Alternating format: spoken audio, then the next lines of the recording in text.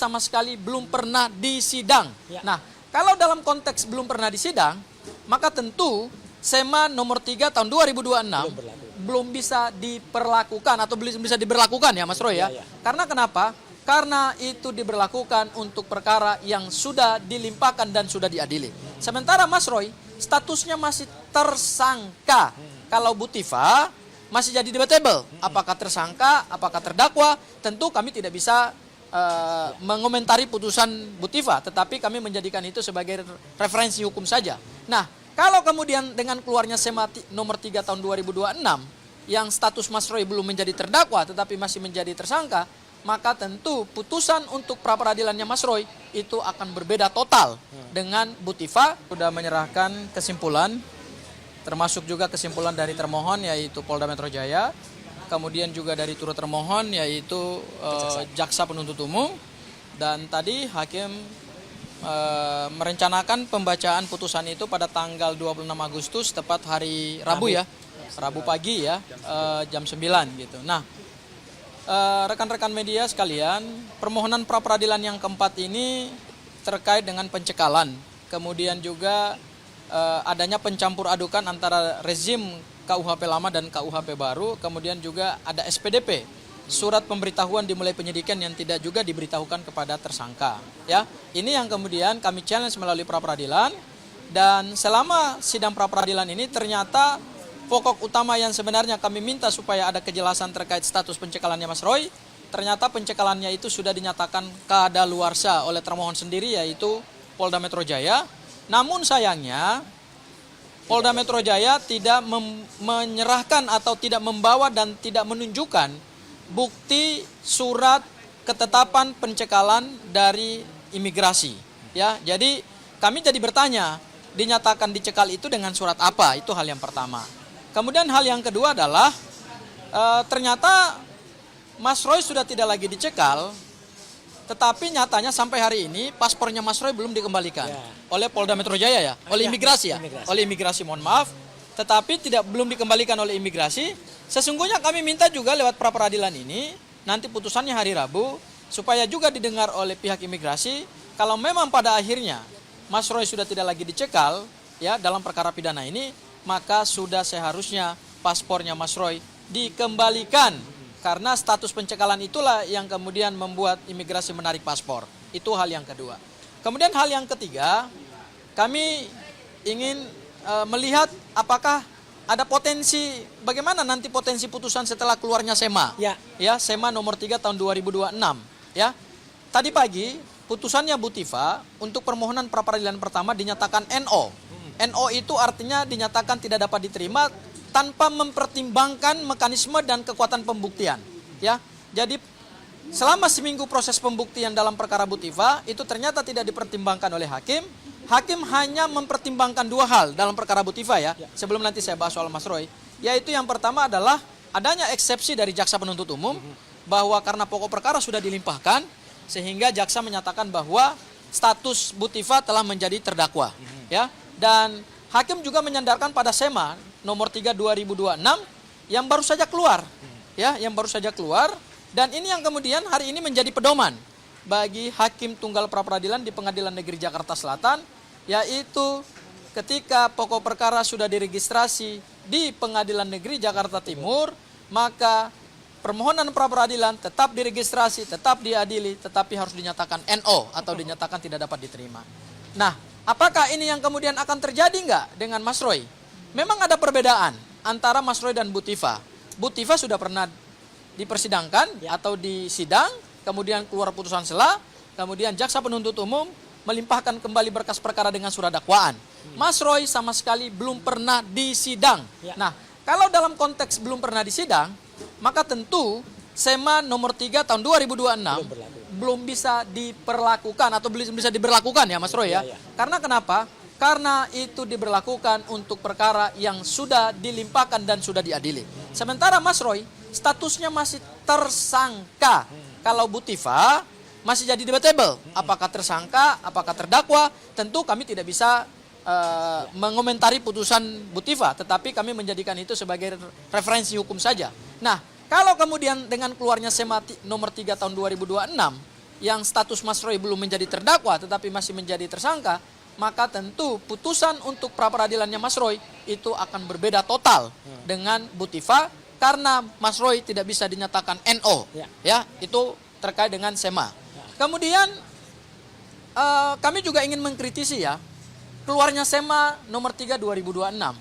SEMA ini dikeluarkan dengan ketentuan bahwa seorang yang mengajukan permohonan pra-peradilan tetapi perkaranya sudah dilimpahkan ke pengadilan tetap bisa diregistrasi, diadili, namun harus dinyatakan ditolak atau dinyatakan tidak dapat diterima, mohon maaf.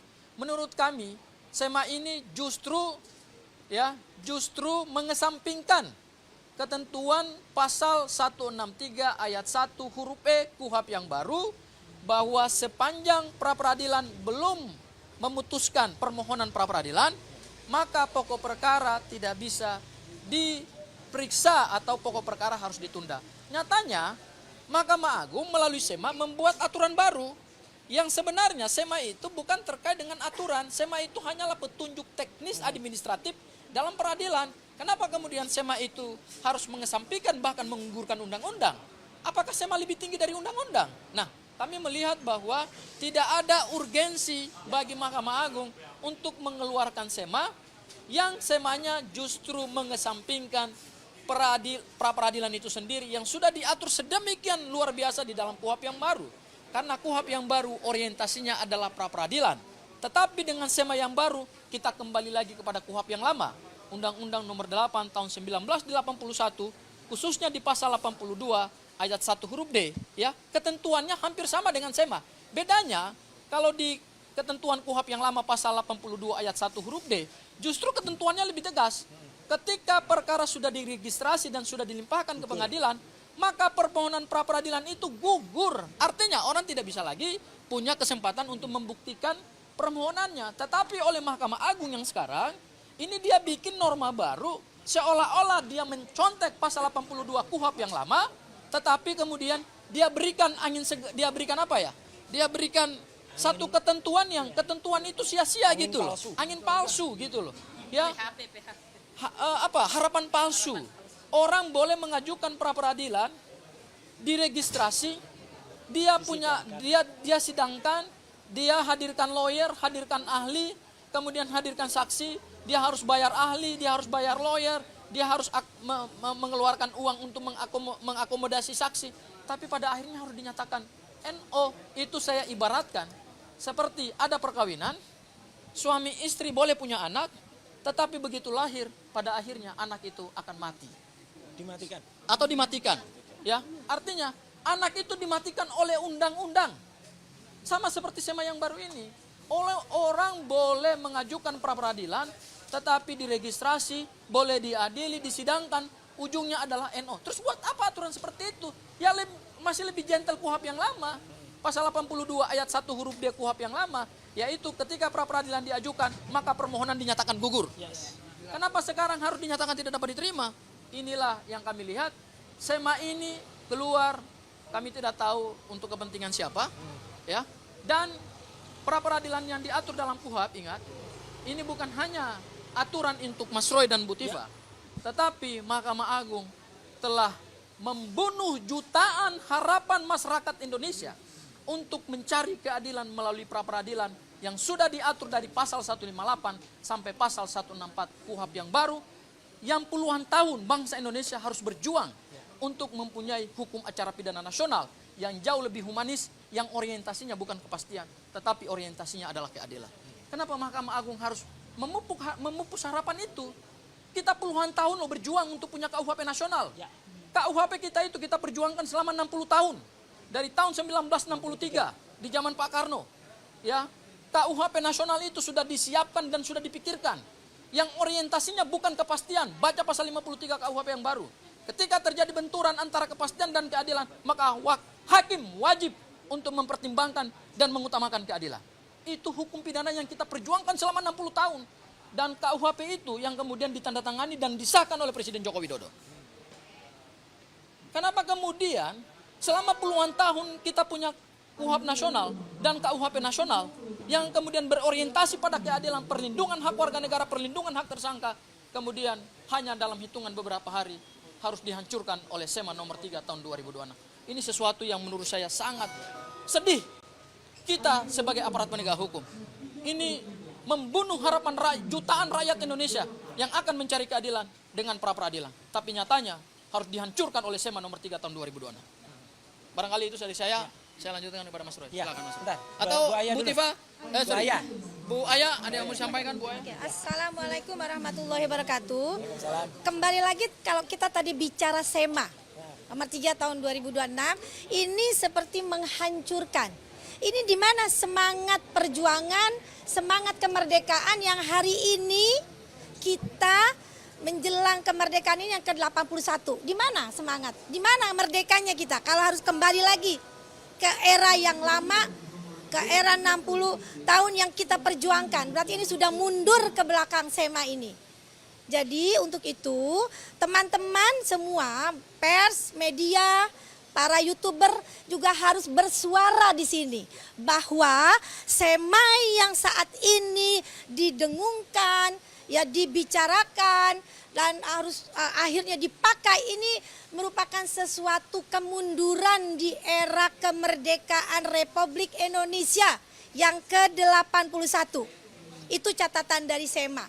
Dan kalau kembali lagi kepada hari ini, agenda kita adalah agenda kesimpulan yang pasti adalah bahwa kita memohon kepada Hakim Tunggal, bahwa apa yang kita mohonkan itu dikabulkan dikarenakan tadi sudah dijelaskan oleh rekan kita Pak Abdul Ghafur bahwa ada cacat hukum di sana. Ada hal-hal yang perlu digarisbawahi bahwa proses yang diajukan adalah proses cacat formil dan material. Itu jelas Mas Roy. Terus yang kedua, kadaluarsa. Untuk itu ada beberapa agenda yang kita inginkan bahwa apa yang diproses oleh mereka batal demi hukum dan kita mohon kepada Hakim Tunggal kita agar menerima permohonan kita Mas Roy. Terima kasih Mas, lanjutkan Mas Roy. Baik. Sedikit Mas Tio ya. Sedikit ada. Mas Tio. Sedikit. Baik, izin menambahkan tadi yang sudah disampaikan. Jadi tadi kita sudah menyerahkan 32 halaman ya untuk kesimpulan. Ini memang pra-peradilan kita yang keempat, tapi sekali lagi kami pertegas bahwa objek pra-peradilan kami dari 1, 2, 3, dan keempat ini adalah objek yang berbeda. Kalau di objek pertama kita sudah mendapatkan putusan pra-peradilan kita diterima, permohonan kita diterima. Sebetulnya di situ dapat kita garis bawahi bahwa dalam proses penegakan hukum kasus Mas Roy ini memang ada unsur adanya pelanggaran penegakan hukum. Pada permohonan pra-peradilan yang kedua memang ditolak, tapi teman-teman bisa lihat bahwa di dalam pertimbangan hakim di rasio desidendinya sama sekali tidak membahas terkait dengan permohonan kita. Karena terkait dengan timing. Dan yang ketiga, permohonan itu di NO atau tidak dapat diterima karena kita harus melengkapi kurang pihak. Dan yang pra-peradilan keempat ini kita terkait dengan yang tadi sudah disebutkan oleh Bang Ghafur ya, ada 3 hal. Nah, kita akan putusan tanggal 26, tentu ada satu harapan yang kita titipkan bukan untuk mempengaruhi putusan hakim nanti tanggal 26, tapi ada pesan yang paling penting kalau terkait dengan amar putusan tanggal 26, kita tentu pasti diminta untuk menerima, karena kan memang putusan pra-peradilan itu final and binding. Tapi satu hal yang kita harapkan adalah dalam putusan tersebut, harapan kami ada rasio desidendi, ada pertimbangan hukum yang memang benar-benar detail, yang benar-benar berdasar. Karena kami mengajukan permohonan pra-peradilan ini dengan dasar, kami membuktikan dengan maksimal. Dan teman-teman bisa lihat bahwa pada waktu pembuktian tidak ada saksi, ahli maupun hal lain yang dibantah dengan tidak hadirnya saksi ahli dari termohon maupun turut termohon. Nah, makanya secara kesimpulan ya kita bisa mendasarkan bahwa permohonan kita ini tidak dibantah ya dan cukup kuat. Itu sih harapannya. Dan terakhir bahwa permohonan pra-peradilan ini bukan untuk dimaknai bahwa ini pertentangan antara pemohon dengan penegak hukum ya, dalam arti penyidik atau penuntut umum, tidak. Tapi permohonan pra-peradilan ini untuk menguji bagaimana negara betul-betul melaksanakan kekuasaannya menurut hukum. Jadi bukan hukum dilaksanakan menurut kepentingan kekuasaan negara. Itu sih yang mau saya sampaikan, saya tambahkan. Terima kasih. Mas Roy. Baik, Assalamualaikum warahmatullahi wabarakatuh. Ya, rekan-rekan sekalian, alhamdulillah kita sudah sampai pada hampir di ujung pra peradilan yang keempat, karena ujungnya adalah nanti pada saat pembacaan putusan oleh Hakim Tunggal Pak Iketu Darpawan pada hari Rabu tanggal 26 Agustus jam 9 pagi. Nah, kesimpulan yang tadi sudah dibacakan itu adalah bukan dibacakan, diserahkan, itu adalah memang berdasarkan hasil sidang pra peradilan kita, dan teman-teman bisa melihat, bisa membuktikan dengan mata dan kepala sendiri bahwa termohon dan turut termohon itu, sekali lagi saya ulangi, tidak berhasil atau tidak bisa menghadirkan saksi ataupun ahli yang ada. Jadi seharusnya kalau itu yang terjadi, maka mereka melepaskan haknya. Mereka tidak punya hak lagi untuk kemudian menjawab, ya, karena bukti itu ada dua alat bukti itu. Kalau hanya satu itu bukan alat bukti, karena kalau mereka hanya menampilkan surat itu bukan alat bukti. Ya, jadi itu penting banget.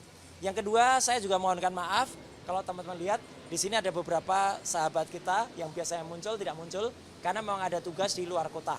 Ya, gitu, Mas Refli lagi ada di Riau, demikian juga Pak Yasena dan juga Pak Ristan masih bersama keluarga karena ada duka yang kemudian kemarin menimpa yang bersangkutan, ya, ibunya meninggal. Tapi yang lain masih ada di sini. Nah, yang ketiga ini penting yang tadi disampaikan oleh Pak Abdul Ghafur, ya, soal surat edaran Mahkamah Agung atau SEMA nomor 3 tahun 26. SEMA itu berkaitan juga dengan, sebenarnya ada 3 SEMA yang keluar, ya. SEMA nomor 2, SEMA nomor 3, dan SEMA nomor 4. SEMA nomor 4 itu soal kasasi. SEMA nomor 3 ini yang penting karena SEMA nomor 3 itu ternyata memuat aturan-aturan yang sebenarnya menabrak dari Kitab Undang-Undang Hukum Acara Pidana kita. Karena di Kitab Undang-Undang Hukum Acara Pidana itu sudah diatur kapan bisa pra peradilan, sementara kalau pra peradilan itu sudah berlangsung, ya, pokok perkara tidak boleh maju atau pokok perkara harus ditunda. Sementara di SEMA yang ini di ayat A-nya itu sebenarnya menguatkan itu. Jadi selama pra peradilan berlangsung, pokok perkaranya tidak boleh diajukan. Tapi yang menarik di ayat 2-nya, ayat B-nya itu ada keterangan kalau dua-duanya boleh berlaku paralel. Nah, ini mulai tidak jelas, mulai confuse, ya, karena kalau dikatakan itu kepastian itu tidak pasti, apalagi adil, tidak adil. Dan yang ketiga, kalau ternyata sudah dilimpahkan dan sudah register pokok perkara umumnya atau pokok perkara pokoknya, kemudian pra peradilan itu tetap bisa diterima, aneh, tetap bisa diregister, tetap bisa disidangkan, tapi putusannya adalah NO atau tidak bisa diterima. Seperti tadi yang dikatakan, diibaratkan oleh Mas Ghafur, itu adalah bayi yang kemudian sudah direncanakan dengan baik, tapi sudah tahu bayi itu nanti mau dibunuh. Jadi buat apa direncanakan, buat apa dibuat kalau akhirnya harus dibunuh, ya. Dan pertanyaan kami adalah, kalau saja tadi pagi, ya, tanpa bermaksud membedakan, sidang pra peradilan Dr. Tifa yang pertama itu dilakukan sementara memang kita tahu sudah keluar memang jadwal untuk Dr. Tifa sidang pokok perkara tanggal 27 Agustus, ya, sudah keluar memang. Nah, kami tidak ada, sampai detik ini tidak ada keluar di SIPP maupun pemberitahuan ke kami. Dan yang namanya orang itu menjadi terdakwa, itu adalah ketika saya duduk di kursi persidangan dan didakwa. Mulai dibacakan dakwaannya itu terdakwa. Selama itu belum ada, saya masih tersangka. Dan itu masih bisa mengajukan pra peradilan. Bukan berarti jadwal keluar sebenarnya. Jadwal keluar pun kalau belum kemudian duduk di kursi persidangan dan didakwa, itu belum terdakwa, artinya masih keluar. Nah, ini adalah pertanyaan. Apakah surat edaran Mahkamah Agung atau SEMA nomor 3 tahun 2020 itu bisa berlaku surut atau ke belakang? Ya, aneh kalau kemudian aturan itu bisa berlaku ke belakang. Gitu. Artinya itu baru keluar, kita ketahui baru keluar kemarin dan mulai dibahas tadi malam. Kok bisa kemudian diberlakukan pada putusan yang sudah kita daftarkan pra peradilan kita itu sudah mulai semenjak seminggu yang lalu. Kok bisa tanggal 30 ya, 30 Juli kok bisa kemudian diberlakukan di situ? Itu kan aneh gitu ya. Kenapa lama? Ya karena ada, kalian tahu kan, ada turut termohon yang tidak hadir waktu itu. Nah, jadi sekali lagi kami tetap mohon kan, ya, pada permohonan kami adalah Hakim Tunggal Pak Iketu Darpawan kalau tidak bisa kemudian memutuskan dengan seadil-adilnya kepada kami, meloloskan atau katakanlah memberikan putusan yang kepada kami soal pencekalan dan sebagainya, berikanlah putusan yang seadil-adilnya, putusan yang sebaik-baiknya, tanpa ada terpengaruh yang namanya surat edaran Mahkamah Agung, karena itu memang belum bisa diberlakukan, ya, karena tidak bersifat mundur ke belakang, karena itu baru diumumkan kemarin. Jadi saya kira itu yang ingin saya sampaikan. Jadi jangan sampai hukum kita kemudian dibuat karut-marut, dibuat mundur, dan kemudian dibuat pusing karena yang namanya kontroversi ijazah ini, ya. Itu memang kalau kemudian ada SEMA, nanti ada surat edaran apa lagi, nanti ada judicial review, nanti ada apa lagi.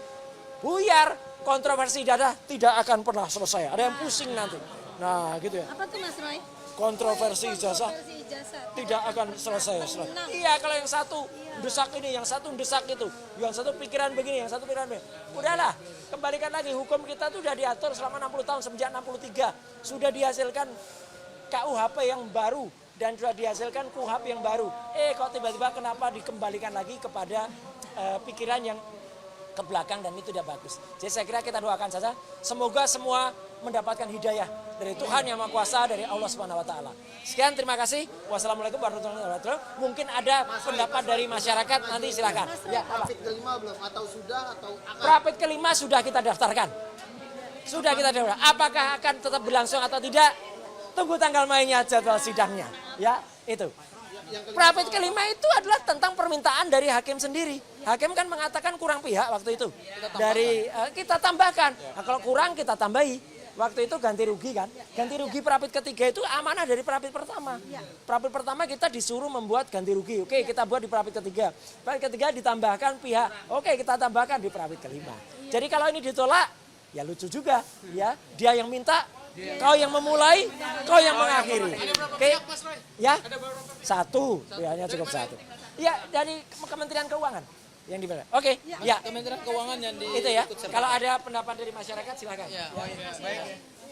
Saya Bang Jali Pitung selaku anggota warga negara Silakan tuh banyak YouTuber. sebagai masyarakat menghimbau kepada semua masyarakat Indonesia untuk mengawal informasinya agar apa yang kita lihat selama ini yang kita saksikan selama ini terus kita kawal ya. Intinya ini banyak keganjilan mulai keganjilan fisik, jasa sampai ke keganjilan yang bernuansa formil di dalam proses persidangan. Kita kawal terus. Subscribe, share, like, and comment. Subscribe, share, like, and comment. Subscribe, share, like, and comment. Subscribe, share, like, and comment. Subscribe, share, like, and comment.